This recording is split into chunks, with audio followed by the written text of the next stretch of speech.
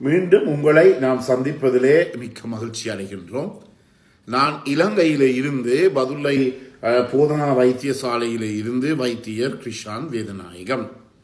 நாங்கள் பார்த்து கொண்டிருக்கின்ற விடயம் ஃபீமேல் செக்ஷுவல் டிஸ்ஃபங்க்ஷன் என்று சொல்லப்படுகின்ற பெண்களுக்கு ஏற்படுகின்ற இந்த பாலியல் உறவிலே திருப்தியற்ற தன்மை, அதாவது பெண்கள் உச்சக்கட்டம் அடைய முடியாத தன்மைக்கு ஆண்கள் எவ்வளவு வீதம் பொறுப்பு எடுக்கிறார்கள் என்பதை பற்றித்தான் நாங்கள் பார்த்து கொண்டிருக்கின்றோம்.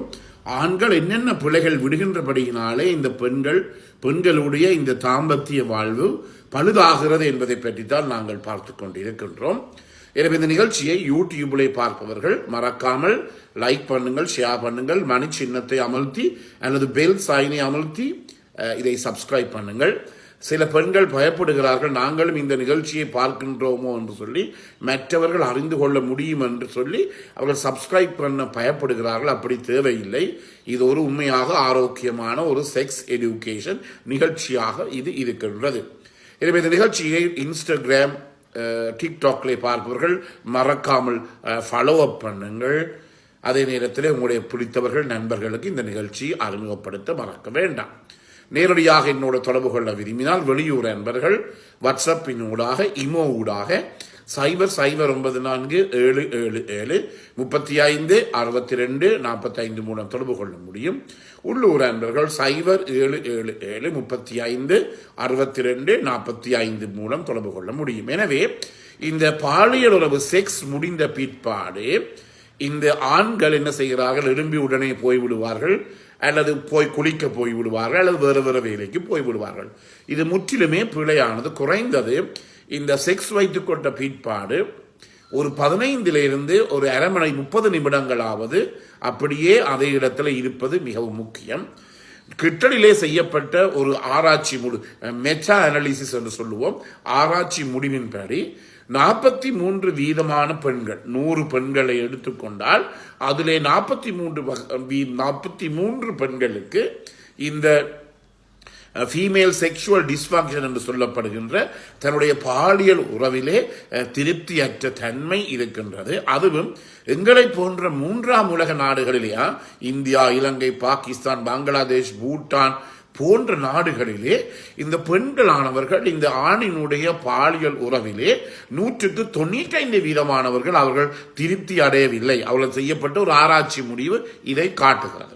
எனவே எங்களுடைய நாட்டிலே இது செய்யப்படவில்லை, மற்ற 3ஆம் உலக நாடு. எனவே எங்களுடைய பகுதிகளில் இருக்கின்ற பெண்களை நாங்கள் பார்த்தால் அவர்கள் தன்னுடைய கணவருடனோ தன்னுடைய ஆண் துணை இருக்கின்ற போது முழு உச்சக்கட்டமோ, முழு திருப்தியோ, முழு நிம்மதியோ அடைகிறார்கள் என்று சொல்லி பார்த்தால் அது மிக மிக குறைவாகத்தான் இருக்கும். ஏறக்குறைய 100க்கு 5 குறைவான பெண்கள் தான் இந்த நிலையிலே இருந்து கொண்டு இருக்கிறார்கள்.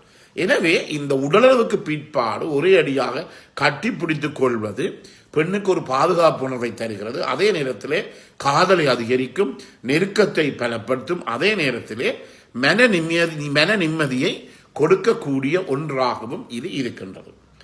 அதே நேரத்திலே வார்த்தைகள், நான் சொன்னேன், ஊமையாக வாய் பேச முடியாமல் இருப்பது என்பது ஒரு பிழையான ஒரு விடயம். எனவே இந்த பலதரப்பட்ட நல்ல வார்த்தைகளை பேசுவதன் மூலமாக அந்த பெண்ணுக்கு, அந்த பெண்ணுடைய மனதில் அது ஒரு வார்த்தைகள் நீண்ட நேரம் அது ஒழிக்கக்கூடியதாக இருக்கும். நீங்கள் அழகாக இருக்கிறீர்கள், நான் ரொம்ப ஹாப்பியாக இருக்கின்றேன், நீங்கள் ஒரு ஸ்பெஷலான ஒரு போன்ற வார்த்தைகளானது இந்த பெண்ணினுடைய நெருக்கத்தை, அந்த ஆணுடன் ஈடுபடுவதை, பெண்ணு நெருக்கம் கூடுவதை இது அதிகரிக்கின்றது. எனவே இந்த பாலியல் உறவு என்பது, அதாவது பல இடங்கள்ல இதான் பிரச்சனை. கூட்டு குடும்பத்திலே ஒவ்வொரு அறைக்குள்ள ஒவ்வொரு தம்பதியினர் இருக்கின்ற போது அந்த ஒரு அறைக்குள்ள இருக்கிற தம்பதியினர் செக்ஸை வைத்துக் கொள்கின்ற போது மற்ற அறையில் இருக்கிறவர்களுக்கு கேட்கும் என்ற ஒரு பயம் இருக்கு. அது வெளியிலே அம்மா அப்பா படுத்திருக்கிறார்கள், திராந்தையிலே ஹோலிலே படுத்திருக்கிறார்கள், அவர்களுக்கு சத்தம் கேட்கும். எனவே இதெல்லாம் பெரிய ஒரு டிஸ்டர்பிங் ஒரு என்வாயரன்மெண்டாக, அதாவது குழப்புகின்ற ஒரு சுற்றாடலாக இருக்கின்றது. எனவே முக்கியமாக இந்த பேசுவது என்பது பெண்ணுடைய மனதிலே ஒரு மன நிம்மதியை ஏற்படுத்தக்கூடியதாக இருக்கும். அதே நேரத்தில் நீண்ட நேரம் ஏற்படக்கூடியதாக இருக்கும். அதே நேரத்தில் உங்களுக்கு தெரியும், நான் பல கேஷுவல் செக்ஸ் ஒர்க்கத்தை நான் பார்த்து கொண்டிருக்கின்றேன். பல அதாவது பாலியல் தொழிலாளிகளை பார்த்து கொண்டிருக்கின்றேன். அவர்கள் கூட எங்களுக்கு சொல்லுவார்கள், எங்களுக்கு எங்களுடன் வருகின்ற ஆண்கள் மூலமாக எங்களுக்கு ஒரு மன நிம்மதியோ சந்தோஷமோ கிடைப்பதில்லை, முடிந்தவர்கள் எழும்பி ஓடி விடுகிறார்கள் பயத்தில் என்று சொல்லுவதை நான் பல இடங்களில் நான் கேட்டிருக்கின்றேன். எனவே இந்த பாலியல் உறவுக்கு பிற்பாடு அப்படியே இருந்து பெண்ணை கட்டிப்பிடித்துக் கொண்டு இருப்பது என்பது ஒரு முக்கியமான விடயம். அதே நேரத்திலே இந்த அதாவது உங்களுக்கு தெரியும் கண்களை பார்த்து பேசுவது, உடலுக்கு பின் கண்களை பார்த்து சிரிப்பது போன்றவை இந்த இமோஷனல் பாண்டிங் அதாவது மனது ரீதியிலே இணைவதற்கு மிகவும் ஒரு உறுதுணையாக இருக்கிறது.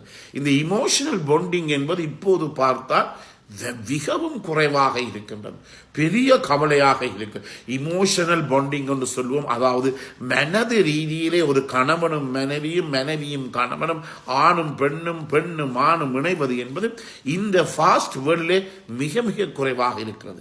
எனவே கணவர் மனைவி கூட பாலியல் உறவை வைத்துக் கொடுத்தால் ஏதோ எனக்கு ஒரு செக்ஷுவல் டிசா எனக்கு ஒரு தேவை ஒன்று வந்துவிட்டது, யாரும் நான் இருக்க வேண்டும் இருந்து போட்டு போகிறேன் என்ற ஒரு நிலைமையில் இருப்பதை பல இடங்களை நான் கண்டிருக்கிறேன். அதன் மூலமாக இந்த திருமண பந்தங்கள் உடைபடுவதை எங்களாலே காணக்கூடியதாக இருக்கிறது. எனவே பெண்கள் கூட இந்த இடத்திலே வாயை திறந்து பேச வேண்டும். பேசுகின்ற போது இது எனக்கு சரியில்லை, என்னுடைய இன்பம் ஏற்படுவதில்லை போன்ற விடயங்களை நீங்கள் வெட்கமின்றி சொல்வது, அதாவது போய் யோசிக்கொள்ள தேவையில்லை, இப்படி சொன்னபடியால் இவர் நினைப்பார தெரியாது, நான் இன்னும் பல பேருடன் போய் இருக்கின்றேன் என்று சொல்ல, அப்படி அல்ல. நீங்களும் வாய் திறந்து பேசுவது என்பது மிகவும் முக்கியமானது. இந்த பாலியல் உறவிலே இந்த இமோஷனல் பாண்டிங் என்று சொல்லப்படுகிற பகுதியானது மிகவும் ஒரு முக்கியமான ஒன்றாக இருக்கிறது. எனவே அதே நேரத்திலே அதாவது இவ்வாறு பாலியல் உறவு முடிந்த பிற்பாடு இருவருமே நான் சொன்னது போல இந்த இமோஷனல் பாண்டிங்ல இருக்கின்ற போது அந்த பெண்ணுக்கு என்ன நினைப்பார், இன்னும் இந்த ஆண் இந்த தன்னுடைய கனவு இன்னும் கொஞ்சம் இப்படி இருப்பாரா என்று சொல்லி ஒரு நினைப்பை ஏற்படுத்தக்கூடியதாக இருக்கிறது. எனவே 8 மணிக்கு வேலைக்கு போக வேண்டும், 7:45 7:45 மணிக்கு செக்ஸை வைத்துக் கொள்ளாதீர்கள், டைம் பார்த்து வைத்துக் கொள்ளாதீர்கள், மிகவும் முக்கியமானது. எனவே நான் சொல்வது போல இந்த ப்ரீ பிளே அதாவது ஃபோர் பிளே என்று சொல்லப்படுகின்ற இந்த முன் விளையாட்டுகள் கூட இப்போ சொல்லுவார்கள் அரை மணித்தாளத்திலிருந்து 2 மணித்தாளம் மட்டும் நீடிக்க வேண்டும் என்று சொல்லி. எனவே 7:45 செக்ஸ் வைத்துக் கொள்வது 8 மணிக்கு அலுவலகத்தில் நிற்க வேண்டும் சொல்லி சொன்னால் அது ஒன்றுக்குமே சரிகிறார். எனவே இமோஷனல் பாண்டிங் என்பது முக்கியமான. அதே நேரத்திலே இந்த செக்ஸை வைத்துக் கொண்டு அடுத்த செகண்ட் நீங்கள் எழும்பி வெளியிலே போனால் என்ன அவர்கள் உணவாக அவர்கள் தனிமையை உணர்வார்கள் பெண்கள். இதையெல்லாம் பெண்களுக்கு இருக்கின்ற பிரச்சனை. இப்போது வயிற்றெல்லாம் கூட இதை அவர்கள் வாய் திறந்து சொல்லுவதை எங்களாலே கேட்கக்கூடியதாக இருக்கிறது, பார்க்கக்கூடியார்கள். எனவே தனிமையை உணர்வை அவர்களுக்கு ஏற்படுத்தக்கூடாது.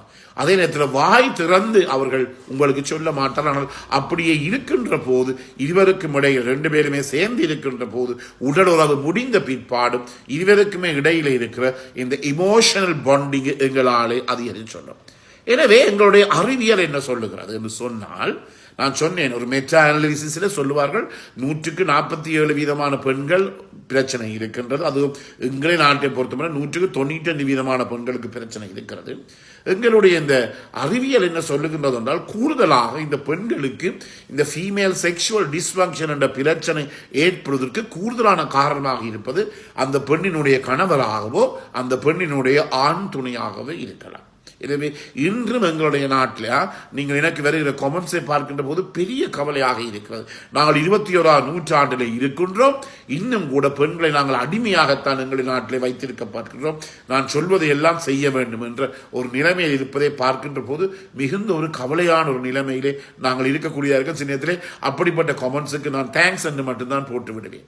எனவே அறிவியல் என்ன சொல்லுகிறது என்றால், இந்த செக்ஸ் முடிந்த பிற்பாடு ஆணும் பெண்ணும் 2 பேரும் அருகிலே இருந்து அரமணித்தாலும் கதைத்து இருக்கின்ற போது மனித உடலிலே உங்களுக்கு தெரியும், நான் சொன்னது போல ஆக்சிடோசின், டோபமின், புரோலாக்டின் போன்ற ஹோமோன்கள் வருகிறது. ஆக்சிடோசின், டோபமின், இந்த ஆக்சிடோசின் என்றாலே உங்களுக்கு தெரியும், புரோலாக்டின் என்று சொல்வது ஒரு அன்பு ஹோமோன் என்பார்கள், லவ் ஹோமோன். ஆக்சிடோசின் எனப்படுவது ஹோமோனானது பாண்டிங் ஹோமோன். எனவே இந்த ஹோமோன்கள் தான், அதாவது ஒருவரை ஒருவர் பார்க்கின்ற போது கூட, கண்களை பார்த்து பேசுகின்ற போது கூட இந்த ஹோமோன்கள் உடலிலே கூடுதலாக சுரக்கப்பட்டு இந்த உணர்வை அனுபவிக்கக்கூடியதாக இருக்கும். எனவே இவ்வளவு காலம் நீங்கள் தருகின்ற அனைத்து ஆதரவுக்கும் எமது மனமார்ந்த நன்றியை தெரிவித்து விடைபெறுகிறேன். நன்றி, வணக்கம்.